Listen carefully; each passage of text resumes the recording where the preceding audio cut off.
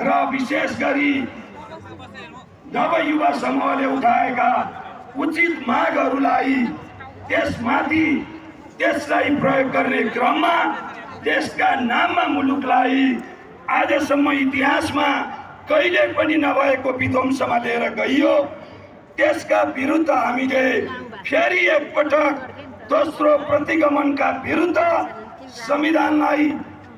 लिपमा ल्याउनका निमित्त र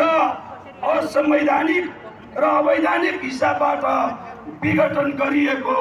प्रतिनिधि सभालाई पुनर्स्थापना गरेर मुलुकलाई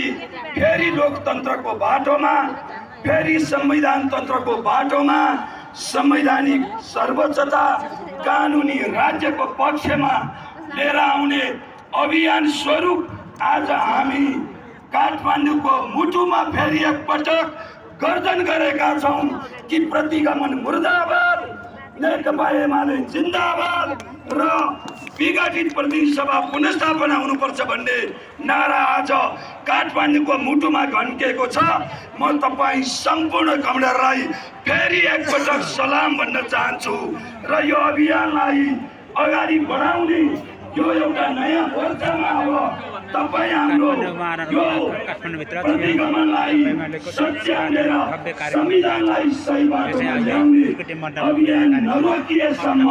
हामी निरन्तर रूपमा देशव्यापी रूपमा हाम्रा अभियानहरू अगाडि लिएर जानेछौँ। यो बाटोमा हामी अगाडि बढौँ। यो नै आजको सबैभन्दा सुरक्षित